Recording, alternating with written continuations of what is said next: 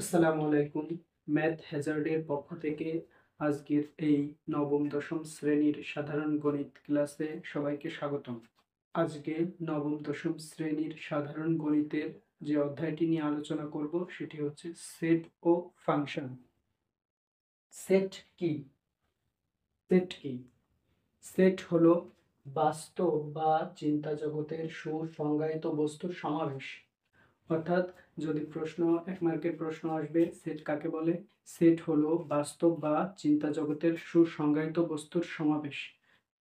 এখন এই যে বাস্তব বা চিন্তা জগৎ, এই দুটোর ভিতরে একটু দেখি। বাস্তব বাস্তব অর্থাৎ আমরা বাস্তবে যে শর্তগুলো বা সংখ্যাগুলো থেকে আমরা যেগুলো সেট তৈরি করতে পারবো। যেমন ধরো, তোমাকে বলা হলো যে তোমার একটা বইয়ের সেটের ভিতর কি কি থাকবে। একটা বইয়ের সেটের ভিতর বাংলা, ইংরেজি, গণিত, বাংলাদেশ বিষয়, বিজ্ঞান ইত্যাদি অনেক বই থাকতে পারে। তারপর বলা হলো, ধরো সংখ্যার দিক দিয়ে যদি এটা বোঝানো হয় তাহলে কি, যেমন বলা হলো একটি শর্তে যে সকল বিজোড় সংখ্যা, অর্থাৎ তুমি 1, 3, 5, 7 করে অনেক পর্যন্ত লিখতে পারবা। তারপর বলা হলো জোড় সংখ্যা, তাহলে 2, 4, 6, 8, 10 করে অনেক পর্যন্ত লিখতে পারবা। উপাদান, সেটের প্রত্যেক সদস্যকে সেটের উপাদান বলে। এখন একটা সেট দেওয়া আছে, একটা সেট এ দেওয়া আছে, তোমার কাছে একটা সেট এ দেওয়া আছে যেখানে এ ও বি, একটা সেটের ভিতর এ ও বি আছে। সেট উপাদান উপাদান লিখতে হয় দ্বিতীয় বন্ধনীর ভিতর। প্রকাশ, উপাদান প্রকাশের চিহ্ন হচ্ছে গোল ইর মতো। ইংরেজিতে যে লেটার আছে ই, সেটা গোল গোল ভার্সনটা, হ্যাঁ, গোল ভার্সনটার মতো।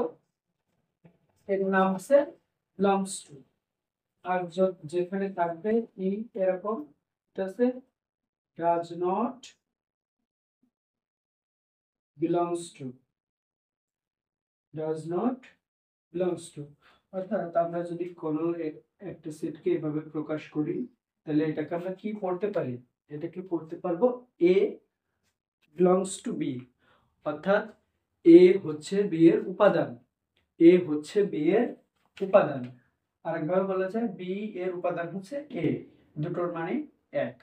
ঠিক আছে। আর আমরা উপাদানগুলোকে সাধারণত দ্বিতীয় বন্ধনীর ভিতর প্রকাশ করি। উপাদানগুলোকে সাধারণত কোন বন্ধনীর ভিতর প্রকাশ করব? দ্বিতীয় বন্ধনীর ভিতর প্রকাশ করব। দ্বিতীয় বন্ধনী বা সেকেন্ড ব্র্যাকেট। ঠিক আছে।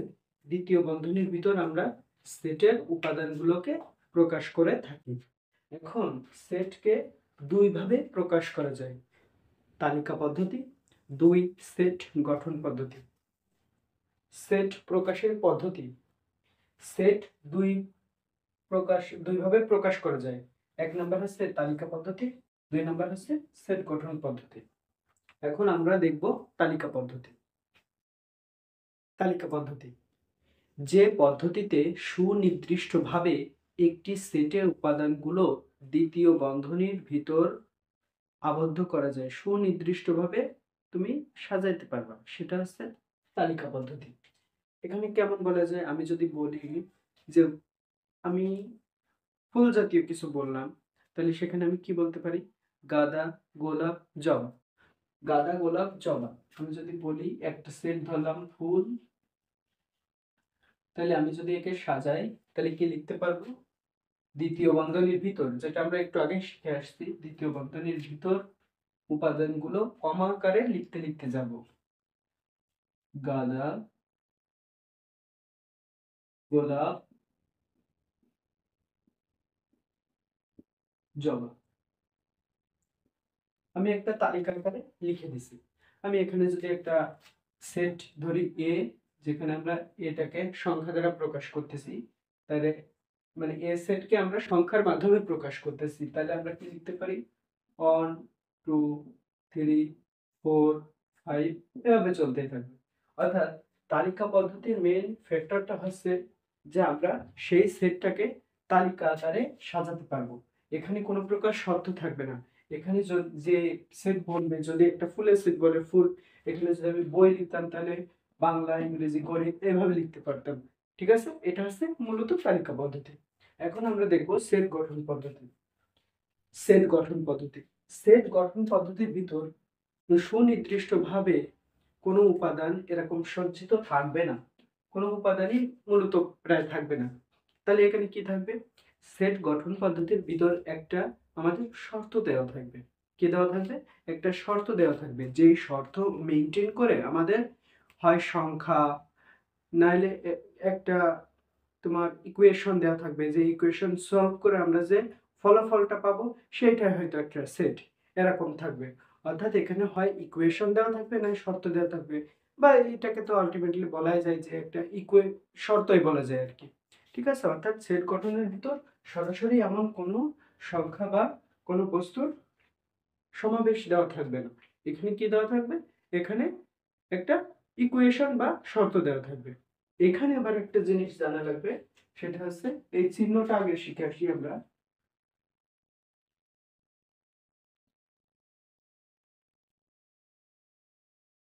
সাস দ্যাট, এই এর নাম হচ্ছে সাস দ্যাট। এই সাস সাস দ্যাটটা জানা লাগবে। সাস দ্যাটটা না জানা থাকলে একটু পড়তে সমস্যা হবে। ঠিক আছে, এই সাস দ্যাট মানে হচ্ছে এরূপ যেন, বা মনে করা, মানে মানে এমন। ঠিক আছে, এরূপ যেন বা এমন। ঠিক আছে, একটা আমি দেখি একটা সেট এ দ্বারা প্রকাশ করতেছি, যেখানে আমি বলে দিচ্ছি এক্স। অর্থাৎ আমি এখন কিন্তু আমি সেই শর্তটা লিখব। এ একটা সেট হবে, এবার এ এর সেটের ভিতর আমি একটা শর্ত আরোপ করে দিচ্ছি। কি? এক্স, মানে এক্স এর মানটাই হবে আমার এ এর সেট, কিন্তু এক্স এর মানটা কি সেটাই আমি শর্ত দ্বারা এখন জুড়ে দিচ্ছি। এক্স সাজ দ্যাট এক্স বিজোড় সংখ্যা,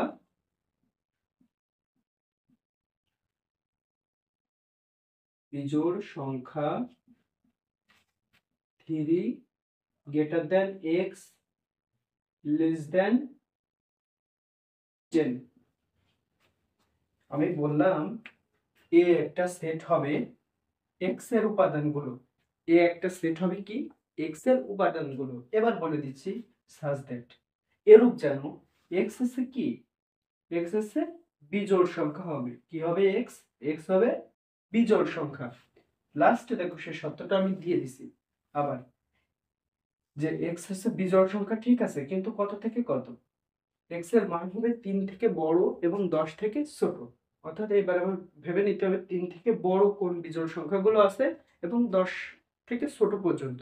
3 থেকে বড়, এখানে গ্রেটার দেন দিছি, greater than or equal to নেই, কিন্তু গ্রেটার দেন। তাহলে 3 এর বড় কি? 5, 7, 9, 11। 11 কি নেওয়া যাবে? 11 নেওয়া যাবে না। 11 কেন নেওয়া যাবে না? এই যে এটার জন্য। লেস দ্যান 10, মানে 10 থেকে ছোট হওয়া লাগবে, 3 থেকে বড় হওয়া লাগবে, সেই বিজোড় সংখ্যাগুলোই হবে এক্স এর মান। তাহলে আমরা যদি সেগুলোকে এখন প্রকাশ করি, তাহলে কি লিখতে পারি? আগের মতোই দ্বিতীয় বন্ধনীর ভিতর কমা আকারে লিখতে লিখতে চলে যাই। 3 কি লেখা যাবে? না, 3 লেখা যাবে না। 3 থেকে বড়, তাহলে 5, 7, 9। 11 কি লেখা যাবে? না, 11 লেখা যাবে না, কারণ 11 10 থেকে বড় হয়ে যাবে। আমাদের এখানে 10 থেকে ছোট পর্যন্ত লিখতে হবে।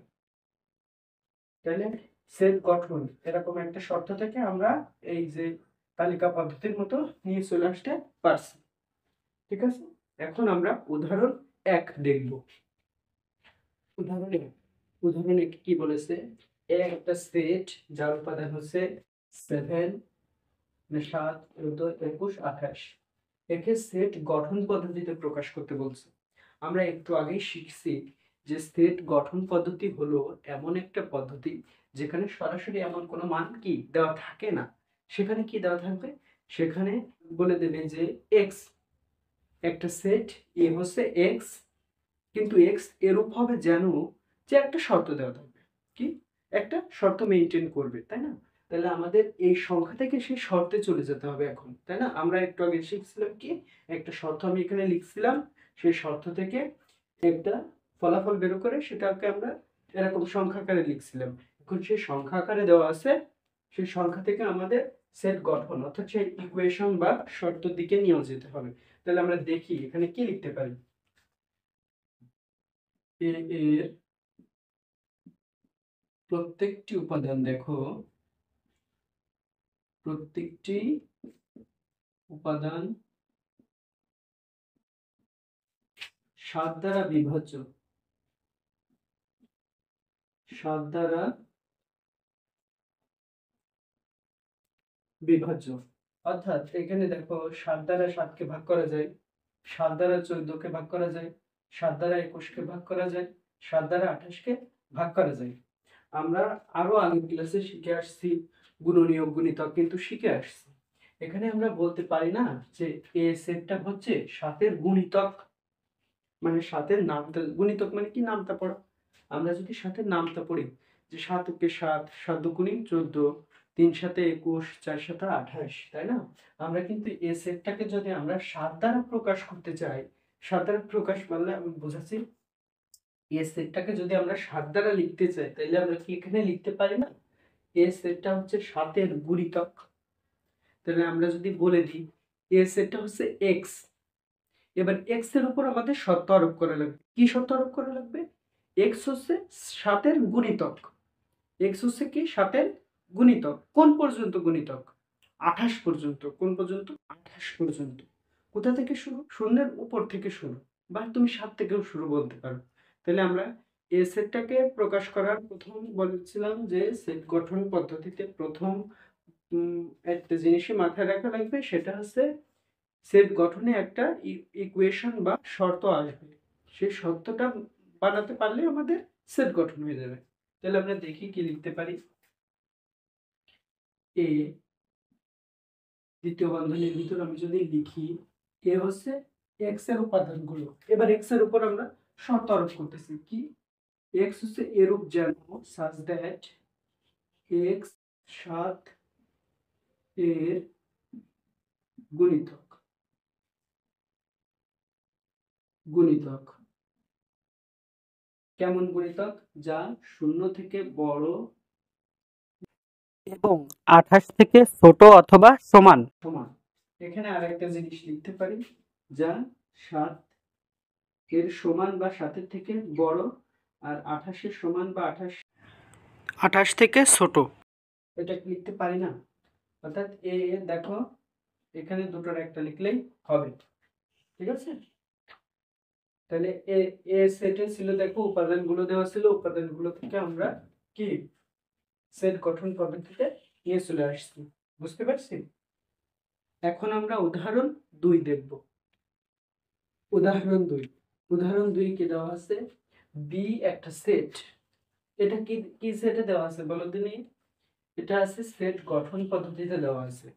অর্থাৎ আমাদের যদি আমরা এক্স এর মানগুলো বের করতে পারি তাহলে আমরা বি সেটটা নিয়ে চলে আসতে পারবো। হ্যাঁ, তাহলে এক্স এর উপর কোন শর্তগুলো আরোপ করা আছে দেখি। X such that x, x such that x যা হচ্ছে 28 এর গুণনীয়ক। অর্থাৎ এক্স এর উপর শর্ত আরোপ করে দিচ্ছে এমন যে এক্স হচ্ছে 28 এর গুণনীয়কগুলি। আমরা একটু আগে পড়ছি গুণিতক মানে নামতা পড়া। গুণিতক মানে কি? নামতা পড়া। আর গুণনীয়ক মানে ভাগ করা। গুণনীয়ক মানে ভাগ করা। তাহলে এক্স এর উপর যে শর্ত আরোপ করছে সেটা কি? 28 এর গুণনীয়ক। তাহলে আমরা দেখি 28 কে আমরা কোন কোন সংখ্যা দ্বারা ভাগ করতে পারি। 28 কে আমরা 1 দ্বারা ভাগ করতে পারি, অর্থাৎ এরকম লিখতে পারি 1 × 28। 28 কে আমরা 2 দ্বারা ভাগ করতে পারি, 2 × 14। 28 কে আমরা 3 দ্বারা পারি না, 4 দ্বারা ভাগ করতে পারি, 4 × 7। 5 দ্বারা পারি না, 6 দ্বারা পারি না, 7 দ্বারা আবার পারি। 7 দ্বারা কি পারি? 7 × 4। 8 দ্বারা পারি? 8 দ্বারা পারি না, 9 দ্বারা পারি না, 10 দ্বারা পারি না, 11, 12 আর কিছু পারি না। দেখো এখানে 14 পর্যন্ত চলে গেছি। তাহলে আবার 14 দ্বারা ভাগ করতে পারি। 14 × 2 আর 28 × 1। অর্থাৎ 28 এর গুণনীয়ক আমরা কোনগুলো লিখতে পারি? 28 1 2। 28 এর গুণনীয়ক আমরা কোনগুলো লিখতে পারি? 1 2 4 7 14 28। ঠিক আছে, তাহলে বি সেটকে আমরা কি কি প্রকাশ করতে পারি? এই 28 বা কি এক্স না, এটাই তো এক্স। তাহলে 1 2 4 7 28। দেখো আমরা এই শর্ত থেকে আমরা সরাসরি উপাদানগুলোতে নিয়ে চলে আসতে পারছি। এটাই আমাদের সলভ। এখন আমরা দেখব উদাহরণ 3। উদাহরণ 3, উদাহরণ 3 কি দেওয়া আছে? সি এমন একটা সেট যেখানে বলে দিচ্ছে এক্স সাজ দ্যাট এক্স ধনাত্মক পূর্ণ সংখ্যা। আমরা এখানে ঋণাত্মক কোনো সংখ্যা নিতে পারবো না, ধনাত্মক পূর্ণ সংখ্যাগুলো নেওয়া লাগবে। এবং আরো একটা শর্ত দেওয়া আছে যে এক্স কে বর্গ করলে যে মানগুলো পাবো সেগুলো 18 থেকে কম মানগুলো আমরা নিব। ঠিক আছে, এক্স কে প্রথমত ধরবো সকল ধনাত্মক পূর্ণ সংখ্যাগুলো নিব এবং তাদেরকে বর্গ বা স্কোয়ার করলে যেগুলো 18 থেকে কম সেগুলো আমরা এই সেটের ভিতর নিব। ঠিক আছে, এখানে দেখো দুইটা শর্ত মতো দেওয়া আছে। তাহলে সেট গঠনে দেওয়া ছিল, সেটটিকে তালিকা পদ্ধতিতে প্রকাশ করা লাগবে। তাহলে আমি ধরি x সমান 1 2 3 4 5 এরকম চলতে আছে। এগুলো ধনাত্মক পূর্ণ সংখ্যা নিছে, ধনাত্মক পূর্ণ সংখ্যা নিছে।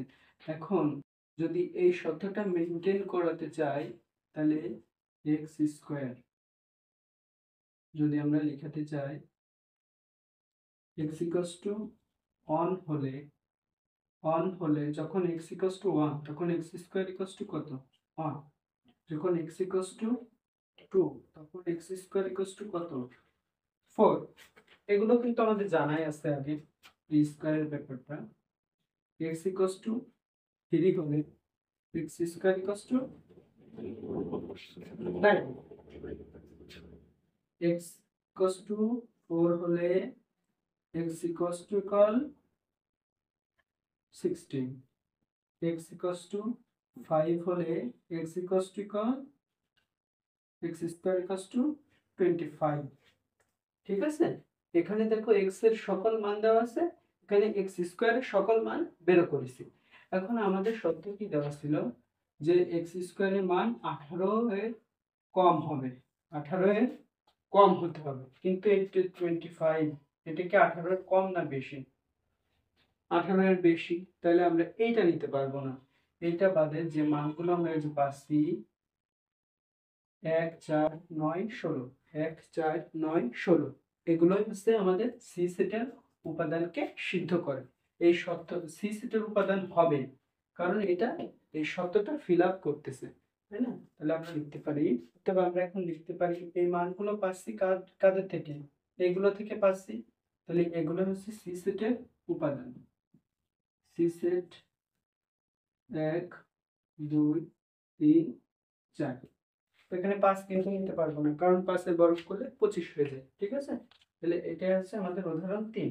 এরপর আমরা সসীম সেট এবং অসীম সেট থেকে আগামী দিন শুরু করবো ইনশাআল্লাহ।